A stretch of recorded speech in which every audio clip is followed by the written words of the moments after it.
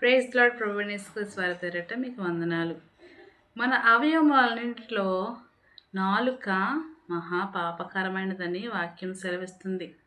దేవుని నామాన్ని బట్టి మనం జీవించినప్పుడు, ఆత్మీయమైన జీవితాన్ని మనం కలిగినప్పుడు, ఆత్మీయమైన కార్యముల మీద మనసు ఉంచుతారని వాక్యం సెలవిస్తుంది.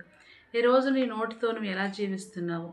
కొంతమంది వారి జీవితంలో నాలుకతో పాపం చేస్తూ ఉంటారు. ఎదుటివారిని దూషిస్తూ, ఎదుటివారి జీవితాల మీద బురద జల్లుతూ, తప్పుడు సాక్ష్యాలు మోపుతూ జీవిస్తూ ఉంటారు.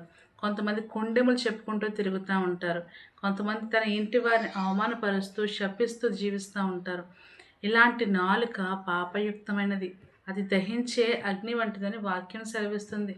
ఈరోజు నువ్వు ఎటువంటి నాలుకను కలిగి ఉన్నావు? నీ సమయాన్ని, నీ నోటిని ఏ విధంగా వాడుతున్నావని ఈరోజు వాక్యం నీతో మాట్లాడుతుంది.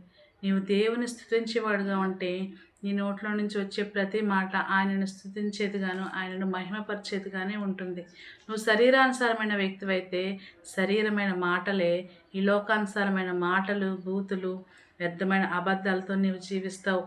ఇటువంటి నాలుగు గల మనుషులను దేవుడు శిక్షిస్తాడని వాక్యం సెలవిస్తుంది. కనుక నేను ఏ నరుడును నాలుకను సాధు చేయజాలని వాక్యం చెప్తుంది.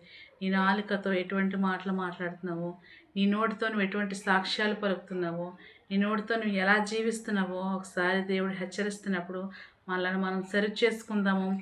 ఆయన యొద్ద చేరి మనం పశ్చాత్తాపడినప్పుడు ఎటువంటి పాపినైనా క్షమించే దేవుడు కనుక మన నోరును పవిత్రపరచమని యేసయ్యను అడుగుతాము. దేవుని స్తుతించే వారం గాను, దేవుని వాక్యాన్ని ధ్యానించేవారు గాను, ఆయన సాక్ష్యాన్ని పంచుకునే వారం గాను మనం జీవించాలని ఆయన ఆశపడుతున్నాడు. ఈరోజు నీ నోరు, నీ నాలిక ఏమై ఉందో ఒకసారి దేవుని సన్నిధిలో నువ్వు పరీక్షించుకో. ప్రియ సహోదరి, సహోదరుడా, దేవుడి వాక్యం ద్వారా మీతో మాట్లాడినట్లయితే ప్రైజ్ లార్డ్.